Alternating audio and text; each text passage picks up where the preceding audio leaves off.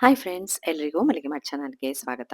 ಇವತ್ತು ನಾನು ದೀವಿ ಹಲಸು ಅಂತ ಕೂಡ ಹೇಳ್ತಾರೆ, ಹಾಗೆ ಜೀಗುಜ್ಜೆ ಕೂಡ ಅಂತ ಹೇಳ್ತಾರೆ. ಅದರ ಸಾಂಬಾರ್ ಹೇಗೆ ಮಾಡೋದು ಅಂತ ತೋರಿಸ್ಕೊಡ್ತಿದ್ದೇನೆ. ಜೀಗುಜ್ಜೆನ ನೀವೆಲ್ಲ ನೋಡಿರ್ಬೋದು, ತಿನ್ಲಿಕ್ಕೆ ತುಂಬಾ ರುಚಿ. ಅದು ಮತ್ತೆ ಎಲ್ಲ ಸೀಸನ್ನಲ್ಲಿ ಸಿಗುವುದಿಲ್ಲ, ಕೆಲವೊಮ್ಮೆ ಕೆಲವೊಂದು ಸೀಸನಲ್ಲಿ ಸಿಗ್ತದೆ. ಹಾಗಾದ್ರಿಂದ ಪೋಡಿ ಸಾಂಬಾರು ಎಲ್ಲ ನಾವು ಮಾಡ್ತೇವೆ. ಈ ದಿನ ನಾನು ನಿಮಗೆ ಈ ನೋಡಿ ದೀವಿ ಹಲಸು ಅಂದ್ರೆ ಹೀಗಿರ್ತದೆ, ಇದ್ರಿಂದ ಸಾಂಬಾರ್ ಹೇಗೆ ಮಾಡೋದು ಅಂತ ತೋರಿಸ್ಕೊಡ್ತಾ ಇದ್ದೇನೆ. ತುಂಬಾ ಸುಲಭವಾಗಿ ಮಾಡ್ಕೋಬಹುದು. ನಾವೀಗ ಮಸಾಲೆಯನ್ನ ರೆಡಿ ಮಾಡ್ಕೋಬೇಕು.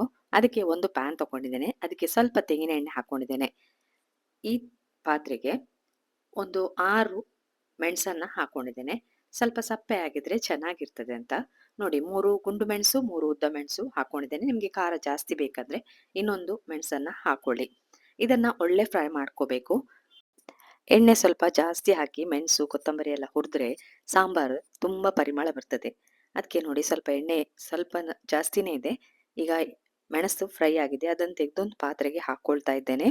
ಅದೇ ಪಾತ್ರೆಗೆ ನಾನೀಗ 1 ಸ್ಪೂನ್ ಅಷ್ಟು ಉದ್ದಿನ ಬೇಳೆ, ಹಾಗೆ ಒಂದು 1/4 ಸ್ಪೂನ್ ಅಷ್ಟು ಮೆಂತೆ ಕಾಳು, 1 ಸ್ಪೂನ್ ಅಷ್ಟು ಜೀರಿಗೆ, ಹಾಗೆ ಒಂದು 3 ಸ್ಪೂನ್ ಅಷ್ಟು ಕೊತ್ತಂಬರಿ ಬೀಜವನ್ನ ಹಾಕ್ತಾ ಇದ್ದೇನೆ. ಎಲ್ಲವನ್ನ ಫ್ರೈ ಮಾಡ್ಕೊಳ್ಬೇಕು.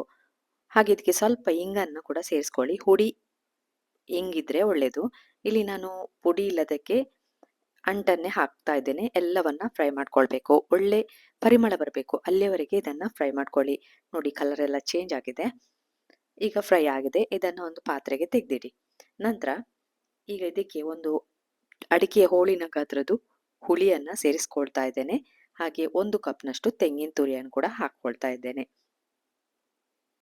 ಇದಕ್ಕೆ 1 ಸ್ಪೂನ್ ಅಷ್ಟು ಅರಶಿನ ಪುಡಿಯನ್ನು ಕೂಡ ಸೇರಿಸ್ಕೊಳ್ಳಿ. ಎಲ್ಲವನ್ನ ನುಣ್ಣಗೆ ರುಬ್ಕೊಳ್ಬೇಕು. ನೋಡಿ ಎಷ್ಟು ಚೆನ್ನಾಗಿ ರುಬ್ಕೊಂಡಿದ್ದೇನೆ. ಮಿಕ್ಸಿ ಜಾರಲ್ಲಿ ಆಗ್ತದೆ, ಇದು ದಪ್ಪ ಇರಲಿ, ತೆಳ್ಳಗೆ ಮಾಡ್ಕೋಬೇಡಿ. ಈಗ ದೇವಿ ಹಲಸನ್ನ ನಾನು ಕಟ್ ಮಾಡಿ ತರ್ತೇನೆ ನೋಡಿ. ಇದರಿಂದ ಪುಡಿ ಕೂಡ ತುಂಬಾ ರುಚಿಯಾಗಿರ್ತದೆ ಮಾಡಿದ್ರೆ. ನಾನಿಲ್ಲಿ ಕಟ್ ಮಾಡಿ ತಗೊಂಡ್ ಬಂದೆ ನೋಡಿ. ತುಂಬಾ ದೊಡ್ಡ ದೊಡ್ಡ ಪೀಸ್ ಮಾಡ್ಕೊಂಡಿದ್ದೇನೆ, ಚಿಕ್ಕದಾಗಿ ಮಾಡಿದ್ರೆ ಎಲ್ಲ ಕರಗ್ತದೆ. ಈಗ ಒಂದು ಪಾತ್ರೆಗೆ ರುಬ್ಬಿಟ್ಕೊಂಡ ಮಸಾಲೆ ಇದೆಲ್ಲ ಅದನ್ನೆಲ್ಲ ಹಾಕಿ, ನಾನಿಲ್ಲಿ ಜೀಗುಜ್ಜೆಯನ್ನ ಮೊದಲೇ ಬೇಯಿಸ್ಕೊಳ್ಳೋದಿಲ್ಲ, ಯಾಕಂದ್ರೆ ಮೊದಲೇ ಬೇಯಿಸಿದ್ರೆ ಮುದ್ದೆ ಆಗ್ತದೆ. ಈಗ ಇದಕ್ಕೆ ಬೇಕಾದಷ್ಟು ರುಚಿಗೆ ಎಷ್ಟು ಬೇಕೋ ಅಷ್ಟು ಉಪ್ಪನ್ನ ಸೇರಿಸ್ಕೊಳ್ಳಿ. ನಂತರ ಇದನ್ನ ಒಂದು ಕುದಿ ಬರಲಿಕ್ಕೆ ಗ್ಯಾಸ್ ಮೇಲೆ ಇಟ್ಕೊಳ್ಳಿ. ರುಚಿಗೆ ಉಪ್ಪೆಲ್ಲ ನೋಡ್ಕೊಳ್ಳಿ. ನಂತರ ಗ್ಯಾಸ್ ಮೇಲೆ ಇಟ್ಟು ಕುದಿ ಬಂದ ನಂತರ ಇದಕ್ಕೆ ನಾನು ಜೀಗುಜ್ಜೆಯನ್ನ ಹಾಕ್ತಾ ಇದ್ದೇನೆ, ಅಂದ್ರೆ ಪೀಸ್ ಮಾಡಿದ ಜೀಗುಜ್ಜೆಯನ್ನ ಹಾಕ್ತಾ ಇದ್ದೇನೆ. ಒಂದು ಸೆಕೆಯಲ್ಲೇ ಬೇಯ್ತದೆ, ಆದ್ರಿಂದ ಇದನ್ನ ಬೇಯಿಸ್ಕೊಳ್ಬೇಕಂತಿಲ್ಲ. ನೀವು ಇದಕ್ಕೆ ಬೇಕಾದ್ರೆ ಬೇಳೆಯನ್ನ ಬೇಯಿಸಿ ಹಾಕ್ಬೋದು. ಬೇಡ ಅಂತ ಹೇಳುವವರು ಖಾಲಿ ಈ ತರ ಸಾಂಬಾರ್ ಮಾಡ್ಕೊಳ್ಬೋದು. ಇದು ಕೂಡ ತುಂಬಾ ರುಚಿಯಾಗಿರ್ತದೆ. ಅನ್ನಕ್ಕೆ, ರೋಟಿಗೆ, ದೋಸೆಗೆ ಎಲ್ಲದಕ್ಕೂ ತುಂಬಾ ರುಚಿಯಾದಂತಹ ಸಾಂಬಾರಿದು. ನೀವು ಒಮ್ಮೆ ಟ್ರೈ ಮಾಡಿ. ಈಗ ಇದನ್ನ ಒಳ್ಳೆ ಕುದಿಲಿಕ್ಕೆ ಬಿಡಿ. ಬೇಕಾದ್ರೆ ನೀವು ಬೆಂದಿದ ಅಂತ ಹೋಳನ್ನ ಟೆಸ್ಟ್ ಮಾಡ್ಬೋದು. ಒಳ್ಳೆ ಬೆಂದಿರ್ತದೆ ನೋಡಿ, ಒಳ್ಳೆ ಬೆಂದಿದೆ, ಕಲರ್ ಕೂಡ ಚೇಂಜ್ ಆಗಿದೆ, ದಪ್ಪ ಕೂಡ ಆಗ್ತದೆ. ಇದು ಏನು ತೆಳ್ಳಗೆ ಆಗುದಿಲ್ಲ, ಜೀಗುಜ್ಜೆ ಹಾಕಿದ ಕೂಡಲೇ ದಪ್ಪ ಆಗ್ತದೆ. ಹಾಗೆ ಇದಕ್ಕೆ ಒಂದು ಒಗ್ಗರಣೆ, ಸಾಸಿವೆ, ಮೆಣಸು, ಕರಿಬೇವು ಹಾಕಿ ಒಂದು ಒಳ್ಳೆ ಒಗ್ಗರಣೆ ಕೊಡಿ. ಒಳ್ಳೆ ರುಚಿಯಾದ ಜೀಗುಜ್ಜೆ ಸಾಂಬಾರ್ ರೆಡಿ ಆಗಿದೆ ನೋಡಿ. ಒಂದೊಂದು ಸೀಸನ್ ಅಲ್ಲಿ ಒಂದೊಂದು ತರಕಾರಿ ಬರ್ತದೆ, ಅದನ್ನೆಲ್ಲ ಒಮ್ಮೆ ಟ್ರೈ ಮಾಡಿ. ತುಂಬಾ ರುಚಿಯಾಗಿರ್ತದೆ, ಆದ್ರಿಂದ ಆರೋಗ್ಯಕ್ಕೂ ಕೂಡ ತುಂಬಾ ಒಳ್ಳೇದಿದು. ರುಚಿಯಾಗಿರ್ತದೆ ಬಾಯಿಗೆ, ನೀವೊಮ್ಮೆ ಟ್ರೈ ಮಾಡಿ. ಈಗ ಇದನ್ನು ನಾನು ಸರ್ವಿಂಗ್ ಪ್ಲೇಟಿಗೆ ಹಾಕೊಳ್ತೇನೆ ನೋಡಿ.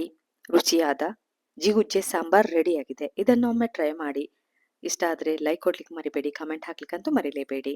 ಸಬ್ಸ್ಕ್ರೈಬ್ ಮಾಡಿದವರು ಪ್ಲೀಸ್ ಸಬ್ಸ್ಕ್ರೈಬ್ ಮಾಡಿ. ಈ ರೆಸಿಪಿಯನ್ನ ನೋಡಿದ್ರಲ್ಲ, ಇನ್ನು ನಿಮಗೆ ಹೊಸ ರೆಸಿಪಿಯೊಂದಿಗೆ ಸಿಗ್ತೇನೆ. ಪುರ್ಸೊತ್ ಮಾಡಿ ನೋಡಿದ್ದಕ್ಕೆ ಥ್ಯಾಂಕ್ ಯು.